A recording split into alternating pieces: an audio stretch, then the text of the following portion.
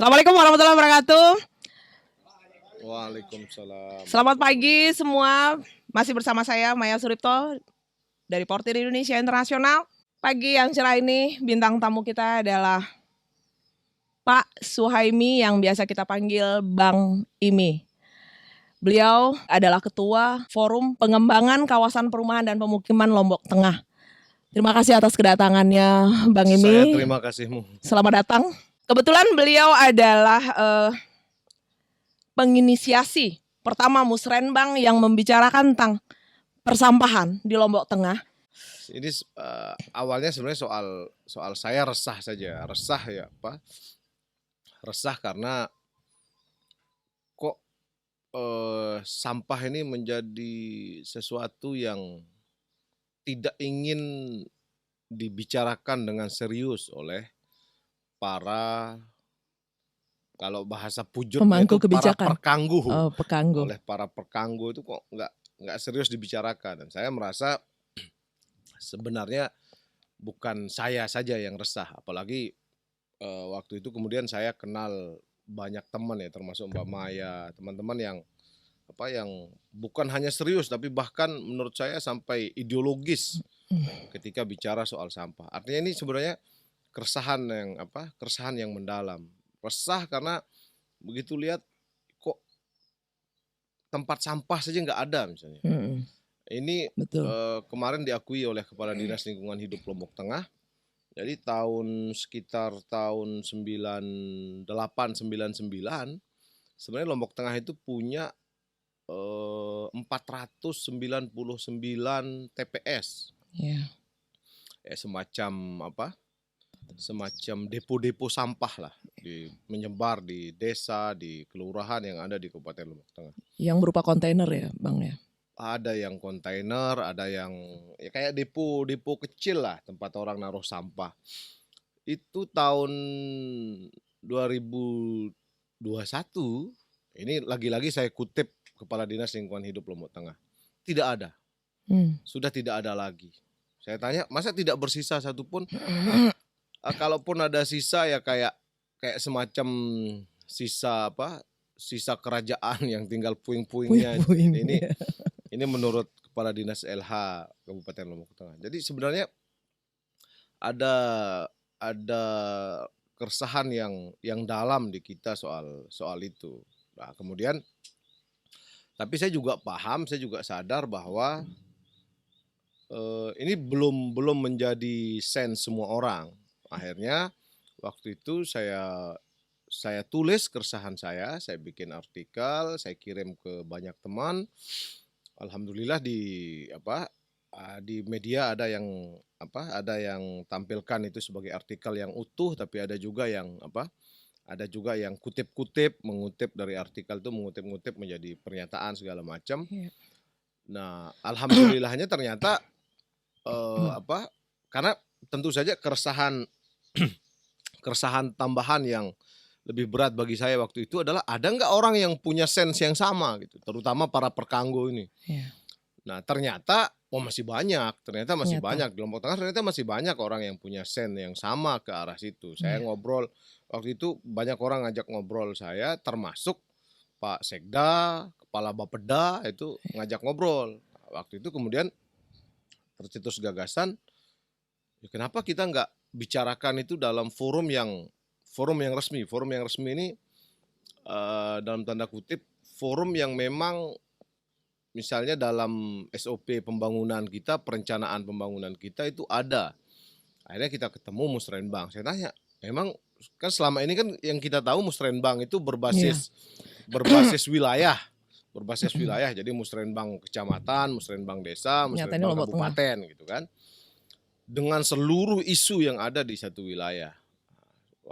Saya tanya, bisa nggak? Menurut saya bisa, kata Kepala Bapeda. Nggak ada aturan di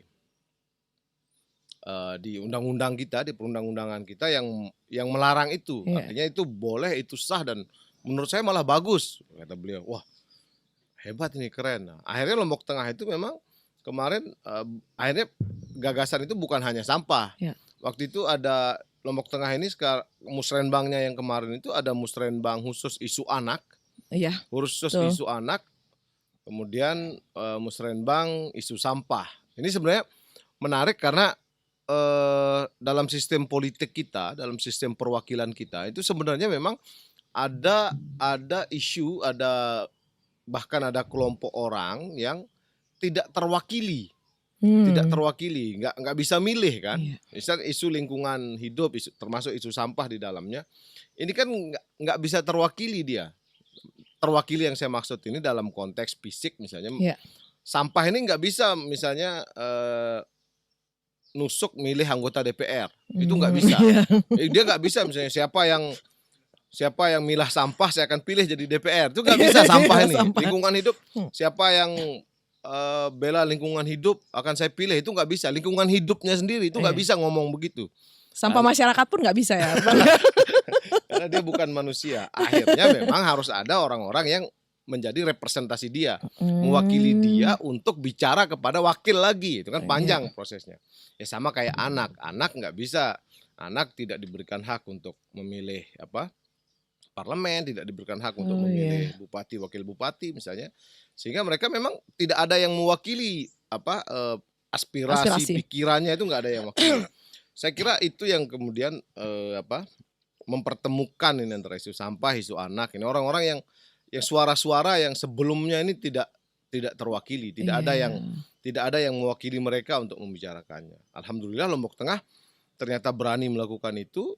Wah, kemarin baru Lombok Tengah aja ya Bang? Kelihatannya. Katanya sih begitu. Saya nanti salah klaim saya. Nanti Bang Fuad bisa cari di Google ada nggak kabupaten lain yang yang tapi katanya sih baru Lombok Tengah yang pertama mengawali itu. Apa dampak terburuk menurut Bang Imi jika sampah tidak terkelola dengan baik?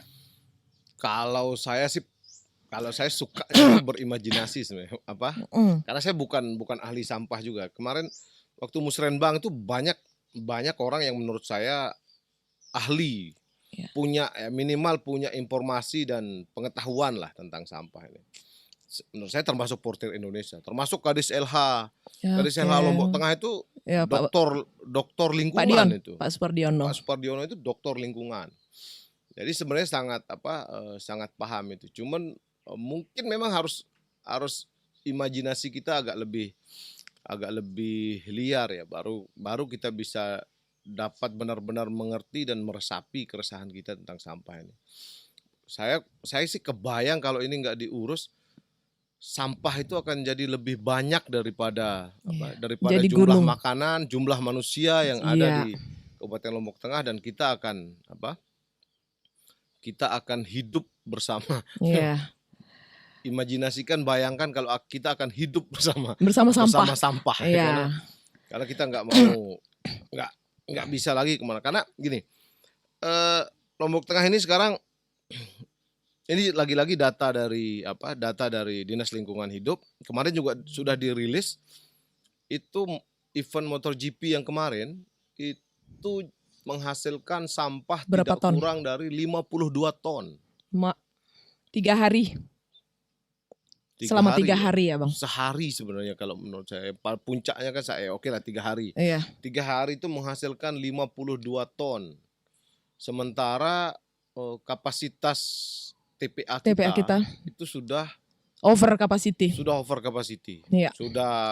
dari 10 hektar kita punya luas TPA itu sebenarnya yang kita manfaatkan hanya 0,9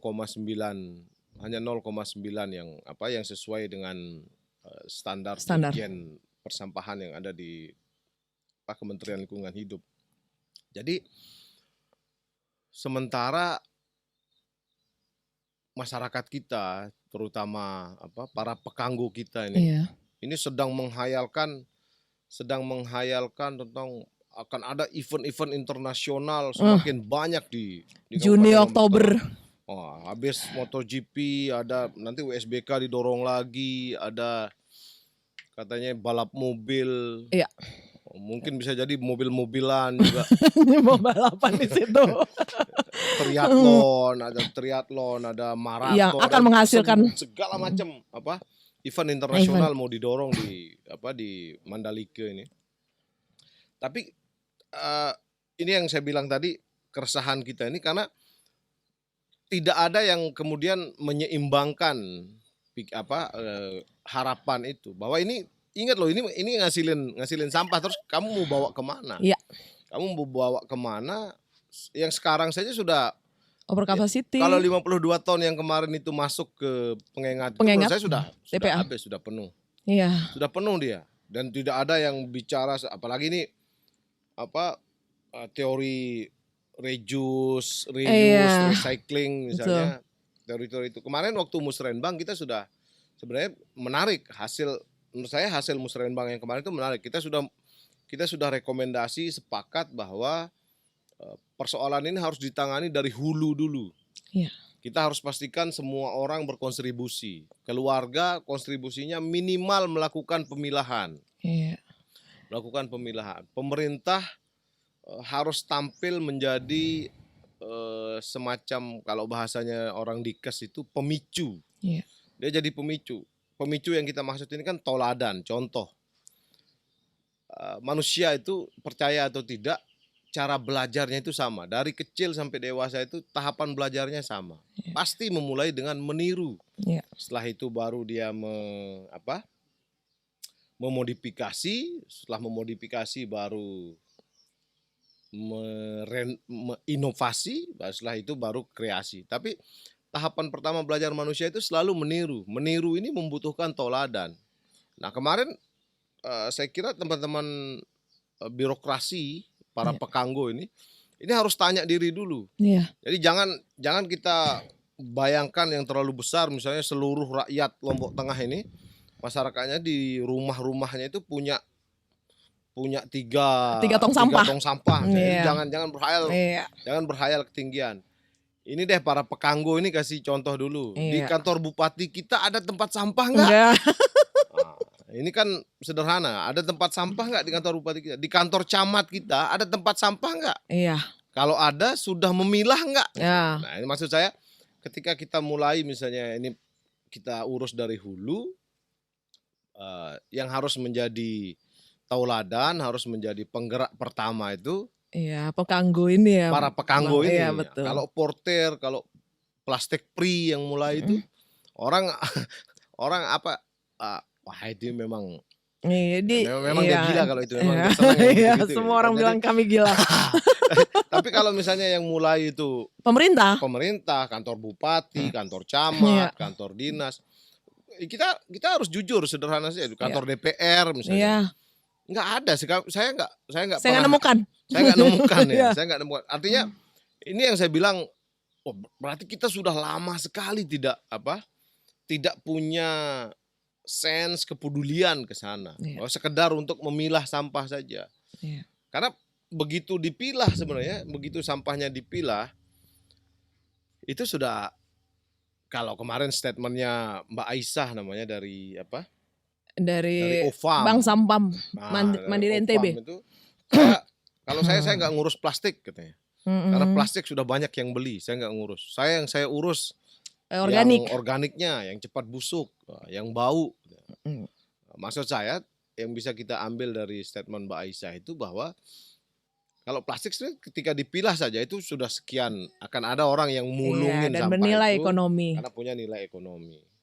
Mbak Aisyah tentu memberikan gambaran ke kita, ketika yang organik ini kita pilah juga sebenarnya bisa dimanfaatkan untuk oleh masyarakat jadi pupuk, juga apa segala macam. Saya sih ngelihat hasil musrenbang yang kemarin, jadi lebih tergambar sebenarnya, lebih dinamis tergambar juga bahwa ya, Pak. Ada banyak cara, ada banyak potensi yang kita punya, tinggal bagaimana merangkai itu, memanfaatkan itu, yang tentu dalam hal ini pemerintah harus tampil ambil bagian untuk yang tadi, pertama menjadi contoh bagi masyarakat, yang kedua kemudian menjadi pelopor untuk mengambil tanggung jawab itu. Karena bisa dihitung kalau misalnya pemerintah kita mau, akan ada ketemu banyak cara, Misalnya tadi kalau dia jadi toladan, pemerintah kita ini lewat para ASN-nya, kalau misalnya benar ini pemerintah keras saja kepada ASN-nya, maka Iya. ASN Lombok Tengah itu berapa sekarang? Sekitar Pak Is kayaknya tahu, atas 30.000 lah ASN Lombok Tengah itu. 30.000 aja yang pilah sampahnya kan udah lumayan sebenarnya itu kan. bisa ya, Pak? jadi contoh. Contoh, Kalau betul. 30.000 masing-masing punya keluarga 5 saja, 30 kali 5 sudah 150. 150.000 manusia Iya. di Lombok Tengah milah sampah, saya kira Iya, lumayan itu teratasi dan TPA pengengat pun enggak tidak perlu penuh dulu. tidak penuh lagi. Iya, betul. Dan kembali ke event yang tadi, Bang, itu terpikirkan nggak bagaimana pemerintah pusat membantu pemerintah daerah dan provinsi untuk penanganan sampah, karena memang mungkin semua orang nggak pernah memikirkan ini bahwa bagaimana TPA pengengat akan jadi penuh karena event-event yang berlangsung, yang akan berlangsung. Seterusnya dan seterusnya. Saya juga sebenarnya poin saya di situ bahwa kalau ini terus berlangsung nggak bisa pemerintah Kabupaten Lombok Tengah kalau tidak di backup oleh pemerintah provinsi, pemerintah pusat untuk melakukan itu. Cuman memang inilah yang saya bilang tadi itu, kenapa kita resah itu ya karena belum ada yang imajinasinya sampai ke situ. Masih kan misalnya belum menganggap ini darurat, ini kita ini sudah di ujung jurang. Karena gini, ini lagi-lagi saya kutip statement Kepala Dinas LH Lombok Tengah. Beliau sampaikan ke saya, ini ketemu provinsi kita hanya mau dikasih tiga titik untuk semacam TPA mini lah, semacam TPA mini di 3 titik. Dirjennya janji 2, tapi syaratnya panjang gitu. Syaratnya panjang, ya harus sediakan tanah, harus susul segala macam lah, birokrasi yang biasa. Enggak, maksud saya enggak debat soal soal syarat birokrasi, itu standar birokrasi. Cuman menurut saya karena ini belum menganggap darurat, belum menganggap kita segera mau masuk jurang, ini akhirnya birokrasi ini diterapkan. Kalau kita bersepaham sekarang darurat, pasti kita nggak akan memperpanjang birokrasinya. Pasti kita dorong dengan cepat. Kalau bahasa lauknya itu reaksi cepat lah ya, reaksi cepat. Seboleh-boleh. Karena darurat. Bagaimana caranya supaya dia jadi? Karena kalau TPA pengengat sudah penuh, terus nanti akan ada 8 event lagi di sirkuit Mandalika, belum lagi orang yang datang nonton sirkuitnya. Ini kan ada orang yang ke sirkuit nonton event, ada orang yang datang ke Mandalika untuk nonton sirkuit. Ini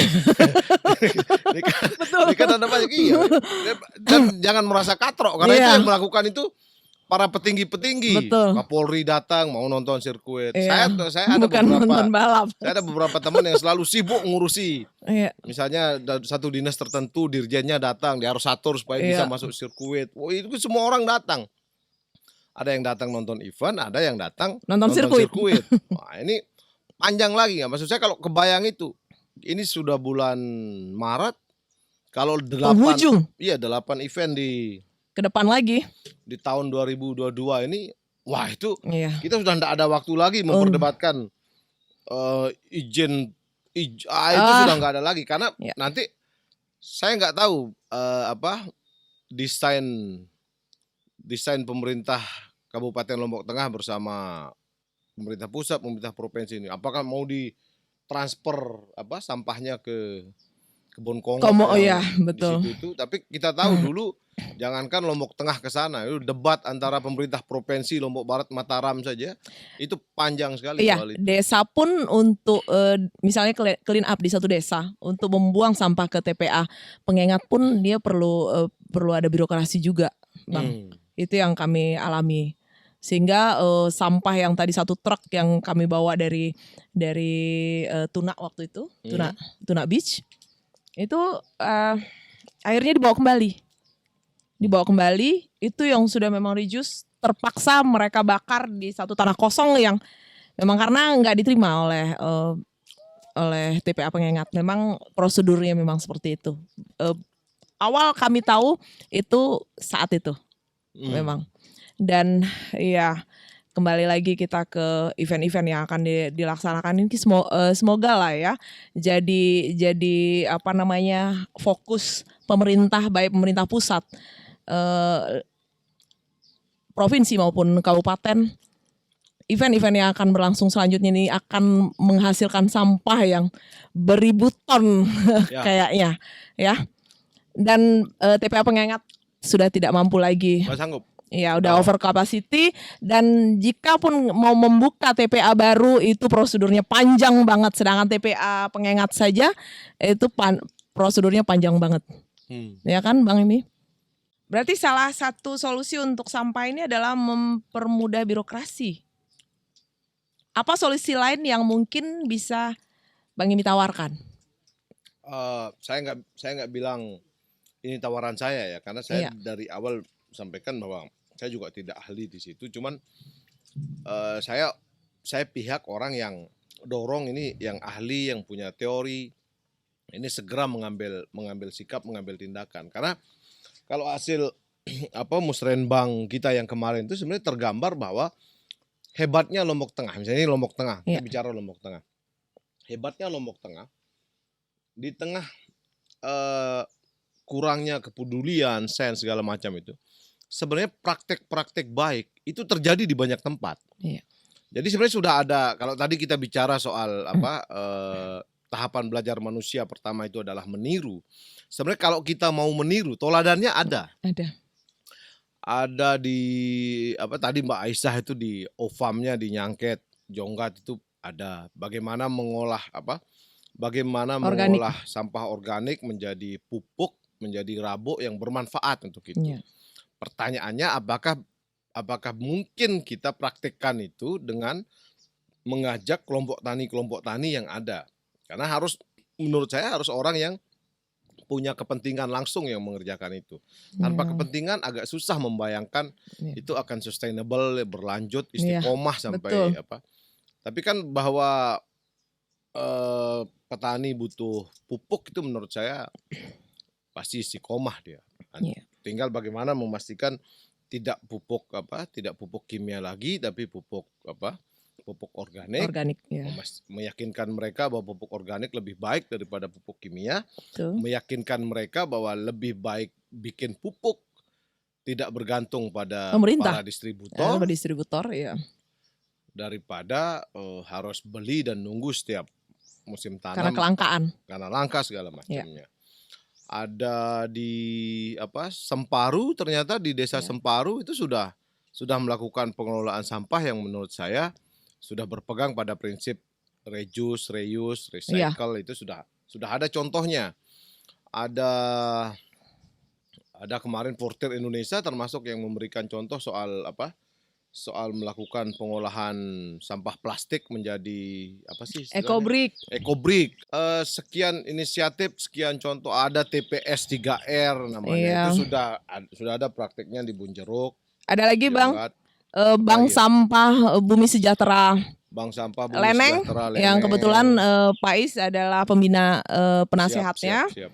Di Tanah Au juga ada, di Spakek ada, saya lihat. Jadi poin saya adalah bahwa praktik-praktiknya ada ini. Pertanyaannya tinggal apakah bisa kita masalkan ini. Bisa kita replikasi. Praktik-praktik baik ini kita replikasi. Jadi misalnya Bumi Sejahtera di Leneng, apakah iya ini hanya bisa terjadi di Leneng? Tidak bisa terjadi di Jelantik. Jangan lupa Bang, Jelantik ada Bank Sampah Sapusai yang orang-orangnya adalah anak-anak muda yang luar biasa. Semoga tetap muda. Maksud saya. Dan mereka butuh dukungan Abang. Tinggal direplikasi, sederhana. Kan menurut banyak orang ini teorinya nggak pernah ribet-ribet, cuma praktiknya yang berat dan panjang. Dalam konteks teorinya sederhana saja. Ini praktek-praktek baik ini bagaimana direplikasi atau bagaimana pemerintah ambil bagian yang paling penting. Pemerintah sudah nggak perlu lagi mikirin pola segala macam karena sudah ada praktek baik. Sudah ada praktek baik ini. Ini bagaimana bagaimana caranya sehingga kalau kemarin teman-teman waktu Musrembang itu bicara soal jadi sampah itu seperti pemerintahan. Jadi ada yang sentralistik, ada yang desentralistik. Iya. Kalau sentralistik sampah angkut tumpuk Iya. satu tempat. Itu cara kuno, cara lama. Iya. Kita bersepaham bahwa harus desentralistik, harus ada distribusi, tidak terpusat di satu tempat, Iya. sehingga tidak menjadi tumpukan sampah yang menggunung yang besar. Iya. Tapi nah ini kan artinya secara gagasan kita sudah sepakat, sudah punya kesepahaman. Tinggal eksekusinya. Saya sering sampaikan di banyak tempat, ketika pemerintah mau sebenarnya minimal kalau bahasa fikihnya itu zalika ada uful iman ini, Iya. selemah-lemah iman ini. Iya. Ini sebenarnya pemerintah kabupaten mengguiding pemerintah desa untuk melakukan penanganan sampah. Iya. Kalau ini semoga bukan karena ngeles kan. Iya. Semoga bukan karena kabupaten nggak mau Iya. dan nggak sanggup menangani, Iya. akhirnya ngeles. Tapi nggak apa-apa menurut saya. Ini ngeles yang toyibah. Iya. Ini ngeles yang baik gitu loh. Jadi Lucu terus. saya selalu bilang, saya ingat dulu zaman Suhaili FT jadi Bupati Lombok Tengah, itu pernah memerintahkan seluruh desa itu beli jambu kristal. Jambu kristal waktu itu masih saya ingat bibitnya itu desa minimal 7,5 juta dia beli. Semua desa tanam jambu kristal. Beli bukan. Pak Suhaili dulu tidak mewajibkan tanam. Oh, enggak. Mewajibkan beli pengadaan. Oh. Mau tanam mau enggak itu terserah. Karena saya ingat kepala desa Jelantik pernah kasih saya juga. Karena udah berlebih. Ya enggak, misalnya Iya 7,5 juta satu desa bisa makan lah Pak. Bang. Iya.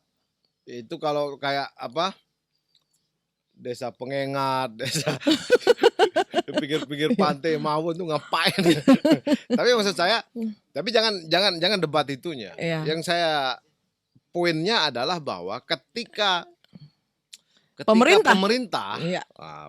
ketika pemerintah mengguiding kepala desa untuk bahkan membeli jambu kristal, itu bisa. Pun mampu ya. Pun mampu. Saya pernah ngurusi STQ, MTQ dulu.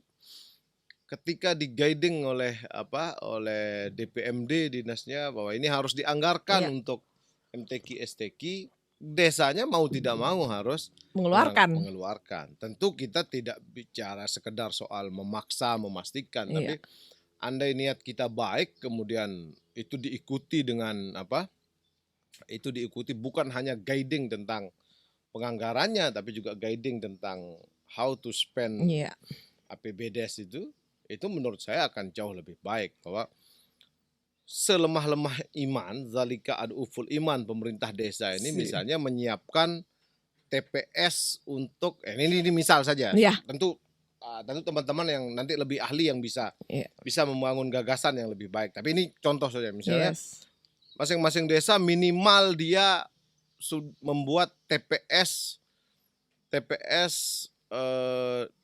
berapa misalnya perbandingannya, misalnya yang bisa menampung asumsi 70% dari total sampah yang ada di desa, itu desa minimal membuat TPS terpilah untuk itu. Misalnya. Tapi bukan undang-undang TPS sudah nggak boleh lagi. Makanya saya bilang tadi ini misalnya.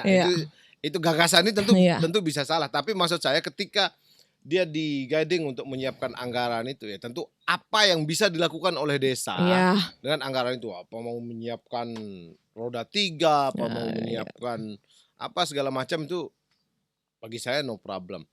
Karena sebenarnya bagi saya yang paling penting adalah memastikan bahwa ada sense yang cukup dari pemerintah kabupaten, pemerintah desa. Ketika nanti orang sudah punya kepedulian soal itu, sudah membicarakan itu, saya kok yakin bahwa gagasan-gagasan, bahkan imajinasi yang lebih liar, yang lebih baik soal itu akan muncul. Hari ini nggak muncul karena memang nggak ada yang membicarakan, nggak ada yang membicarakan. Sekarang bagaimana caranya kita memviralkan ya Bang ya? Oh ya Bang, ini kita ada pertanyaan dari kebetulan audiens kita ada yang datang dari Lombok Timur, dari Portir Indonesia Internasional Lombok Timur. Siap. Silakan Bang Wardi. Kalau saya melihat ya penanganan sampah umumnya lah di Indonesia ini, kita belum kepada apa sebenarnya sumber dari permasalahan sampah itu sendiri. Ini saya melihat penanganan sampah ini lebih kepada proyek, lebih kepada pembangunan fisiknya, tidak kepada bagaimana menyadarkan masyarakat untuk bagaimana dia bisa mengurangi sampah. Gitu. Indonesia sebenarnya bisa memasukkan ini ke dalam misalnya secara formil gitu kan, misalnya di pendidikan, kemudian di informalnya. Kita ini kan contoh di Lombok sangat religius, bisa kita manfaatkan penceramah kita yang membahas tentang sampah. Dan Islam dia bilang an-nazafatu minal iman. Bahwa kebersihan itu setengah daripada iman, tapi implementasinya mana? Kan gitu. Nah, karena saya sepakat dengan Bapak tadi, karena kita tidak ada yang resah dan sense atau kepedulian kita kurang, sehingga sampah ini pertama sangat sulit sekali untuk di apa namanya? Bagaimana menyelesaikannya gitu. Padahal kalau seperti tadi, kalau kita mau, kita peduli, saya pernah coba dulu, mohon maaf, saya pernah jadi kepala desa dulu, cara menangani yang 2 sampah. tahun lalu ditinggalkan. Dan pemerintah tidak perlu mengeluarkan dana banyak. Kalau sudah di desa, apalagi kalau sekarang, desa-desa punya dana 2 miliar. Nah, itu seperti kata Bapak tadi, ini digerakkan, tapi jangan ke fisik saja. Ya gitu. Bagaimana membangun masyarakat ini sejak dini, anak-anak TK atau masyarakat ini dididik untuk sadar tentang sampah ini. Paham. Terima kasih, Pak. Ya. Tambahan lagi, Bang Anton ya. Pak Is. Pak Is, ya. Pak Suhaimi itu adalah eksekusi kebijakan. Oleh karena itu, dalam konteks lebih tegas dalam momentum ini, rekomendasi pemikiran dari saudara kita Pak Suhaimi, bahwa kalau basis pemerintahan, kita berharap bahwa keberadaan Pak Suhaimi bisa mendorong desa-desa, sebenarnya melanjutkan 2 miliar yang dikatakan oleh saudara kita Lombok Timur. Di Pujut itu ada 16 desa. Kalau kali 2 miliar saja, berarti itu 32 miliar. Konstruksi hari ini adalah 40% untuk BLT, 52%-nya itu untuk di luar BRT. Ya, jadi ada kebijakan, porsi kebijakan di situ 32 sama 52%. Artinya mudah-mudahan Pak Suhaimi bisa membahasakan itu di Bapeda dan jajarannya agar mendorong DPMD, agar mendorong pula desa-desa agar secara jelas menganggarkan anggaran nilai tertentu untuk penanganan sampah. Saya pikir itu tambahan. Assalamualaikum warahmatullahi wabarakatuh. Waalaikumsalam warahmatullahi wabarakatuh. Plastik free. Oh, plastik free. 3 pertanyaan. Saya sih antara mau nanya sama Mempertegas. Mau debat. Mempertegas. sama ngasih beberapa gambaran. Satu, tahun 2019 ada Paris Convention.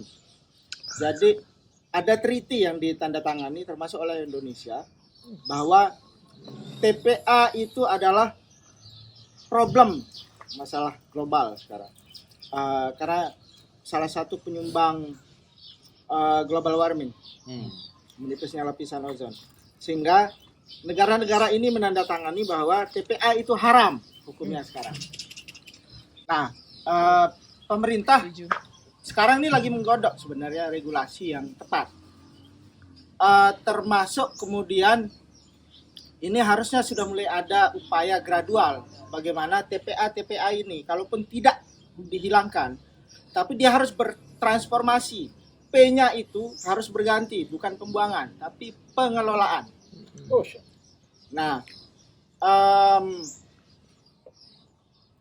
dan satu hal lagi, di regulasinya ini kemudian sudah ada poin, bukan lagi CSR kepada, tapi ada ECR, Extended Corporate Responsibility.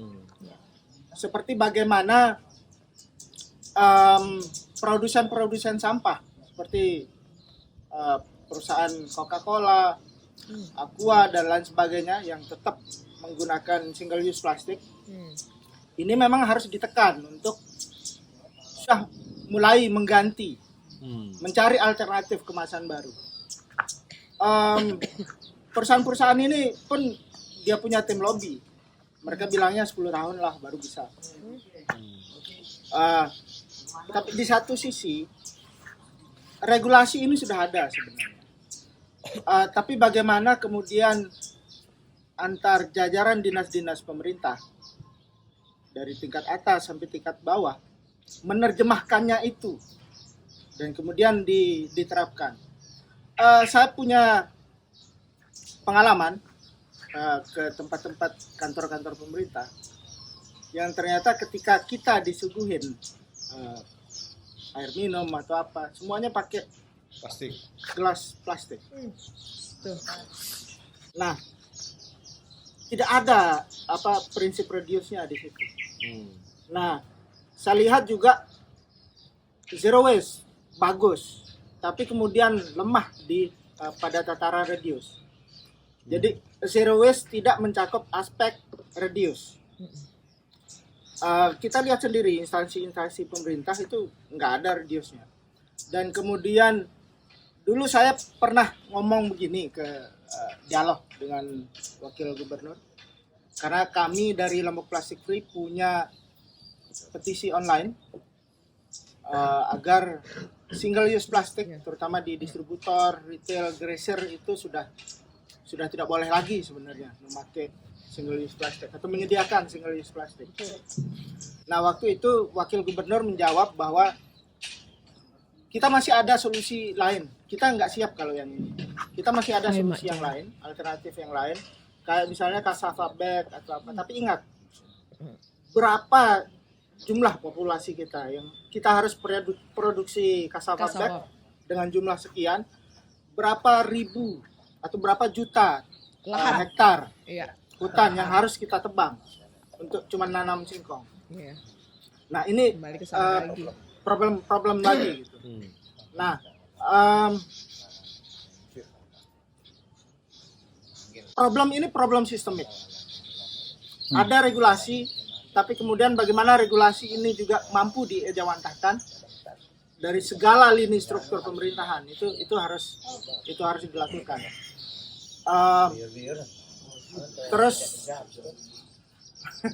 Terus harus masuk di lini pendidikan juga, ya, saya sepakat. Kemudian kita harus bentuk sepertinya duta-duta lingkungan, penceramah yang berbicara masalah lingkungan. Harusnya tuan guru seperti ini yang kita butuhkan. Betul. Nah, kemudian law enforcement. Pemerintah lemah mengaktualisasi apa yang dia bikin. Dia bahkan tidak punya skema. Bikin peraturan, tapi tidak mengerti bagaimana skema untuk menjalankan regulasi itu kan problem. Nah, law enforcement juga lemah. Hari ini misalnya di Kute, berapa banyak bisnis, berapa banyak hotel, berapa banyak restoran. Apa mereka sudah melakukan pemilahan sampah? Iya, betul. Jelas di surat edaran gubernur tahun kemarin itu bahwa tempat-tempat usaha yang ada di seputaran KEK Mandalika itu wajib melakukan separasi, menyediakan sendiri bak sampahnya. Nah, hal-hal seperti ini banyak kita lewatkan. Jadi pemerintah di satu sisi saya yakin nggak kurang lah profesor, doktor di tim ahlinya. Nggak kalah pintar mereka, bahkan jauh lebih pintar dari kita. Secara saintifik mereka punya data segala macam. Tapi kenyataannya di lapangan ini nggak dilakukan, ya susah. Jadi problem sistemik ini meliputi memang regulasi, law enforcement, dan juga masyarakat. Kesadaran masyarakat. Nah, menurut Bang Imi, Pak Bang Imi, Bang Imi, langkah revolusioner apakah yang harus kita lakukan? Iya, Untuk oke. menuntaskan persoalan ini. Iya. Iya. Kalau saya tadi yang portir Lombok Timur, Pak siapa namanya? Bang Wardi. Bang Wardi yang portir Lombok Timur. Saya kira baik dari Bang Wardi maupun Pak Is maupun Plastik Pri tadi, saya Anton. Bang Anton. Plastik Pri. Itu saya sepaham semua dan saya kira kita sepaham semua. Yang paling penting sebenarnya sekarang ini gagasan-gagasan ini apakah kita punya prasyaratnya Iya. di Indonesia, atau kalau saya kenapa nggak berani bicara Indonesia karena ketinggian, bicara Lombok Tengah saja lah dulu. Saya sepakat sama Bang Wardi tadi, tidak harus fisik, Iya. tapi kita juga harus mahpum. Nah, ini maksud saya supaya kita sama-sama saling memahami. Kita harus mahpum bahwa ketika itu masuk ke pemerintahan, ke APBD, ke APBN, APBDes, apapun gagasannya, nanti dia akan keluar outputnya itu jadi nomenklatur anggaran. Nomenklatur. Kita harus juga mahpum soal itu. Iya. Kita harus memahami itu karena memang cara kerjanya begitu. Iya. Kita mau bicara misalnya peningkatan iman dan takwa. Wah, itu kan kesadaran iman dan takwa. Nanti ujungnya itu jadi biaya pengajian. Itu ketika di APBD, APBDes tuh jadinya itu biaya pengajian pasti. Maksud saya supaya kita mahpum, jangan ini apa sih kok biaya-biaya ya enggak, kalau bicara pemerintahan ya ujungnya memang anggarannya ya. Apanya yang mau dianggarkan ini iman dan takwa ini ujungnya ya biaya pengajian. Maksud saya supaya kita juga saling mahpum di situ. Supaya enggak itu jadi bahan kita saling nyek itu maksud saya. Iya, betul. Tapi saya sepaham bahwa hulu, makanya saya bilang tadi kemarin di Musrenbang itu kita bicara hulu memang. Yang paling penting kita udah sepakat, kita ini sepaham. Satu, dia tidak sentralistik, dia harus desentralistik. Dua, dia harus dari hulu. Nah, harus ada kontribusi semua orang, khususnya keluarga. Kalau tadi bahasanya Bang Anton, produsen sampah. Kan produsen sampah ini ada rumah tangga, ada usaha kan gitu. Kita semua lah. Atau kita semua karena Aqua sudah bikin iklan minum untuk kesehatan, mengatasi dehidrasi. Akhirnya ya kita juga salah satu penyumbang produsen produsen sampah terbesar, mungkin individu-individu juga. Tapi saya sepakat bahwa ini tidak hanya menjadi proyek seperti kata Bang Wardi. Saya sepakat, saya setuju sekali soal itu. Makanya kalau ini saya sering bilang salah satu yang saya kagumi dari Orde Baru itu adalah karena selalu bikin gerakan. Sekalipun tentu dalam tanda kutip Orde Baru juga karena pakai kekerasan, tidak pakai kesadaran, akhirnya jadi kesannya kemudian pemaksaan. Tapi Orde Baru itu mencontohkan ke kita dulu banyak sekali gerakan. Kalau teman-teman masih ingat terutama yang yang lahir tahun 70-an. Hidup tahun 80-an, 90-an itu kan tahu gerakan KB, gerakan disiplin nasional. Berjalan itu. Gerakan gerakan perlindungan air, itu banyak sekali gerakan. Bahkan Bumi Gora ya, Bang? Gerakan Bumi Gora. Yang maksud saya dalam konteks Orde Baru dulu itu tidak jadi proyek, tapi karena dia memakai term gerakan, itu jadi gerakan masyarakat memang. Semua digerakkan untuk ke situ. Saya sangat sepaham itu. Nah, soal kesadaran ini juga, ini yang saya maksud tadi itu, normalnya satu komunitas, satu negeri memang semestinya ada di kurikulum kita. Kalau kita kembali misalnya ke makna pendidikan sebagai pewarisan generasi sebelumnya ke generasi berikutnya, semestinya kita mewariskan itu nilai-nilai.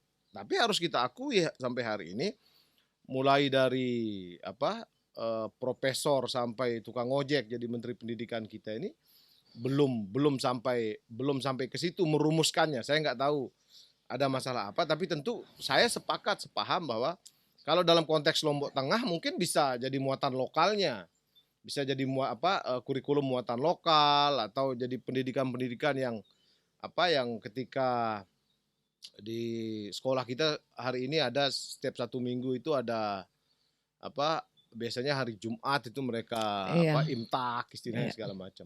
Saya sepakat. Waktu di Musrenbang kemarin Itu salah satu kesepakatan kita soal melibatkan supaya ormas ini NU, Anak NW didik terutama juga. yang ada di Lombok Tengah ini tidak terlibat hanya ketika pemilihan bupati. Mereka akan punya pengaruh yang besar sekali, tetapi tidak peduli, belum punya sense ketika isu-isu lingkungan terutama soal sampah. Bisa jadi mereka belum resah. Nah, membuat para tuan guru kita resah ini kan bukan perkara gampang. Tapi yakin saya kalau kita misalnya mulai ini kita lobby juga, kita sampaikan juga ke mereka, minimal akan ada dalil baru yang keluar. Tidak an-nazafatu minal iman lagi, karena kelamaan ini dalil ini dibolak-balik sudah lama sekali. Ini sudah harus zaharal fasadu fil ardi wal bahr. Itu sudah lebih tinggi, sudah bicara soal kerusakan bumi, bukan lagi kalau zaharal fasadu fil ardi wal bahr itu sudah bicara soal rusaknya bumi dan laut akibat perbuatan manusia. Itu sudah lebih tinggi lagi itu. Betul. Nah, kalau para tuan guru kita punya sense ke situ, menurut saya, tapi sekali lagi prasyarat kita di sini nih memang kita harus akui sense-nya belum ada. Nah, inilah yang dari awal tadi saya sampaikan, kita dorong ini. Kalau saya pribadi tidak bermimpi misalnya hari ini atau 2-3 tahun ke depan ini kita sudah apalagi kayak mencapai Bang Anton apa yang tadi kita itu sudah, ekspektasikan gitu kan ya. Itu beneran yang disampaikan Bang Anton itu nggak ada di musrenbang kita kemarin. Iya. Nggak ada yang punya pikiran sebaik dan setinggi itu. Setinggi itu itu, iya. belum ada. Sekalipun menurut saya itu benar. Tinggal prasyaratnya hari ini kita membangun prasyarat. Lombok Tengah, saya di forum PKP kemarin sebelum isu sampah ini kita bicara soal ODF. Iya. Jadi membebaskan orang Lombok Tengah ini dari sanitasi dari berak sembarangan. Dari beol sembarangan. Beol tidak pada tempatnya. Sekalipun ini kalau debat fikih panjang ini. Yang mana sebenarnya tempat beol. Tapi maksud saya itu saja itu karena gini, ini yang saya maksud. Ketika pemerintah punya sense yang besar, tinggi ke situ dan serius dengan itu. Tadi kita bicara PNS, ASN, tapi sebenarnya kita juga bicara sekolah. Bayangkan, tapi bagaimana misalnya, ini kemarin waktu bicara soal EDF, bagaimana kita mau memastikan generasi kita berhenti buang beol sembarangan. Di sekolah itu nggak ada toilet yang representatif. Waktu itu kami di forum PKP punya gagasan satu kelas satu toilet. Satu kelas satu toilet. Itu debatnya panjang banget. Wah ini kita soalnya bos ini hanya 30% hanya untuk bangun satu toilet satu kelas supaya maksudnya itu kan nanti dia terus viral kan ketika misalnya anak-anak sekolah semua sudah diajarkan secara praktik di sekolah beol pada tempatnya, maka pasti ketika balik ke rumah dia akan sampaikan ke orang tuanya. Waduh nggak bisa saya beol di kebun karena saya sudah terlalu terbiasa ini diajar beol yang benar di sekolah. Di toilet. Harapannya begitu. Nah, mendorong ke situ saja itu beratnya minta ampun. Padahal cuma 6 bilik aja ya Bang. Iya kan? 6 bilik ya kalau. Iya. 6 bilik kan mereka. Bilik beol. Baru kita ajarkan istinja apa segala macam. Kitabnya lengkap ini. Kalau Bulaghul Maram kata karya Ibnu Hajar Asqalani itu bab pertamanya itu babun taharah. Termasuk tentang sampah. Kalau buka Bulaghul Maram itu maksud saya yang tadi itu kalau balik ke para tuan guru apa segala macam, kalau serius misalnya setiap kaji kita Bulaghul Maram bab pertama babun taharahnya itu, wah itu selesai kita soal ini. Nah, Bang Anton tadi ketinggian bukan karena nggak bisa, tapi karena prasyaratnya. Maksud saya kita belum, tapi menurut saya Bang Anton harus tetap jadi orang yang menyuarakan itu supaya kita punya imajinasi ke sana. Kalau enggak kita mandek ini. Karena yang disampaikan oleh Bang Anton maupun yang disampaikan oleh Bang Wardi tadi itu, ini yang saya bilang praktek-praktek baik ada. Sayangnya selalu terjegal, kuncilit terjegal ya Bang. Tidak pernah jadi gerakan massal. Ini yang kami temukan waktu musrenbang kemarin. Praktek baiknya ada desa Semparu yang berani, ada Sapusai Jelantek sudah mulai berontak bicara soal itu, tapi selalu kecil-kecil, tidak jadi gerakan massal. Ini Ini yang sebenarnya kita bersepaham, ayo dorong ini jadi gerakan yang minimal lah levelnya kabupaten, tapi jangan terburu-buru. Iya. Jangan terburu-buru juga. Kalau terlalu terburu-buru, mohon maaf, misalnya kayak Zero Waste akhirnya jadi proyek juga. Jadi proyek yang akhirnya kita kritik juga. Ini eman-eman kan. Kita sudah peduli sampah mau kritik Zero Waste ini secara secara kampanye bagus Zero Waste, tapi mau nggak kita kritik ini juga. Iya, nanti kenakan. Nah, itu. Ya kan? Nah, kalau Pak Is tadi itu, saya mau respon begini. Kemarin itu Pak Is, karena kebetulan saya anggota DPRD, dapil saya Jonggat Pringgerate, itu kami tentu nanti di rapat-rapat di Bapeda adanya musrenbang sampah ini juga bagian dari respon kami di anggota DPRD untuk mendorong itu. Tapi kemarin terakhir yang paling dekat dengan saya itu anggota-anggota DPR dapil Jonggat Pringgerate itu sudah sepakat angkanya kemarin minimal 200 juta per anggota DPRD. Wow. Itu menyerahkan pokoknya ini mau coba bikin semacam pilot project. Gagasannya pilot project. Iya, pilot project di Jonggat. Tapi sampai hari ini kami belum nemu itu mau seperti apa? Mau seperti apa? Manajemen sampahnya. Kami juga takut nanti salah. Maksud saya udah pilot project salah kan? Oh, serahkan sama ahlinya, Bang. Bang Anton bilang, "Oh, ini anggaran disia-siakan." Iya, anggaran ini justru hanya melahirkan sampah-sampah yang menggunung. Nah, itu sampai hari ini kami terbuka, ayo nanti jangan takut salah, Bang, kalau sebelum mencoba. Ya kan? Ya enggak, karena ini sudah banyak yang mencoba masalahnya. Itu yang saya bilang sudah banyak yang mencoba. Cuman sekali lagi ini juga tetap dalam upaya yang tadi mendorong dia supaya massal, supaya tidak hanya jadi contoh-contoh saja. Contoh kecil. Iya.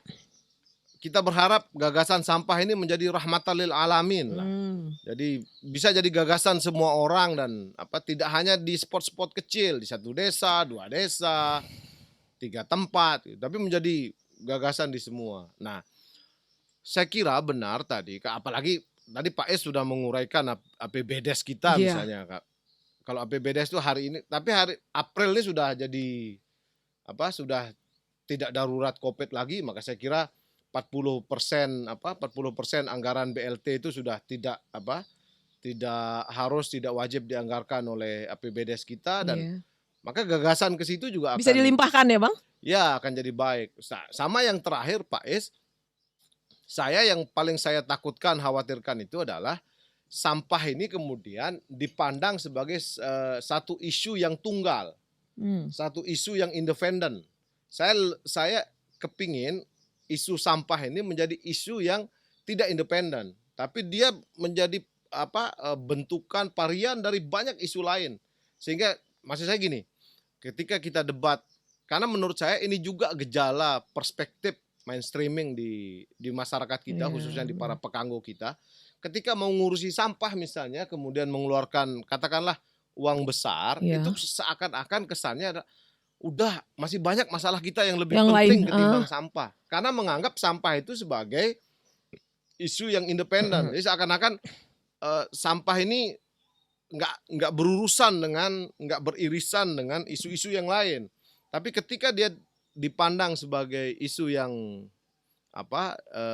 dependen, tergantung dan terintervensi oleh isu yang lain, maka kita pasti nggak akan berpikir begitu. Ketika kita selesaikan sampah, maka itu berarti kita memastikan kebersihan, keramahan wilayah kita, maka itu berarti punya dampak ke pariwisata. Nggak mungkin pariwisata kita bangun kalau sampah ini nggak kita urus. Nggak mungkin kalau sampah ini masih banyak tidak terurus, maka Anda boleh cek isu stunting sebenarnya hari ini tidak lagi sekadar urusan asupan kalori, asupan gizi anak, tapi sebenarnya terkait isu lingkungan, isu kebersihan, sampah segala macam. Kalau dia dikaitkan dengan isu-isu itu, maka kita akan ketemu bahwa sampah ini bukan isu yang independen. Dia isu yang berurusan dengan urusan-urusan global. Maka perspektif mindset kita ketika misalnya katakanlah pemerintah mengampu itu itu tidak sedang mengerjakan sesuatu yang independen yang hanya satu isu saja, isu sampah saya. Tapi dia adalah bagian varian dari sekian isu banyak yang ada di yang ada di daerah kita, yang ada di negara kita. Saya kira itu. Ya. Apa kesimpulan dari diskusi podcast kita kali ini, Bang? Saya sih sebenarnya tidak mau ada kesimpulan sebenarnya. Iya. Tidak mau ada kesimpulan, takutnya kalau sudah ada kesimpulan itu sudah jadi akhir dan kemudian tidak berani membuka diri atas hal baru. Tapi kesimpulan sementara lah. Iya. Kayak hipotesis saya sebenarnya kalau tadi itu ya tadi saya berkesimpulan bahwa soal sampah ini sudah banyak yang lakukan. Iya. Pelajaran-pelajarannya sudah ada. Petanya sebenarnya tergambar secara lengkap. Ya. Tinggal bagaimana ini dikerjakan, kemudian direplikasi praktek-praktek baik, diimplementasikan. Bagaimana direplikasikan, dibuat masif, dibuat massal, tidak hanya di spot-spot kecil, tidak hanya di satu komunitas tertentu, tidak menjadi sentimen tertentu, tapi menjadi seperti yang disampaikan oleh teman-teman tadi, supaya menjadi kesadaran semua orang, kesadaran massal, dan sekali lagi saya yakin, saya percaya ketika itu terjadi, maka nanti akan ada imajinasi, gagasan-gagasan yang liar, yang hebat, yang baik, yang bagus, yang bisa dilakukan oleh seluruh anak Indonesia, seluruh anak NTB, seluruh anak Lombok Tengah bisa melakukan itu. Saya kira itu kesimpulannya. Iya.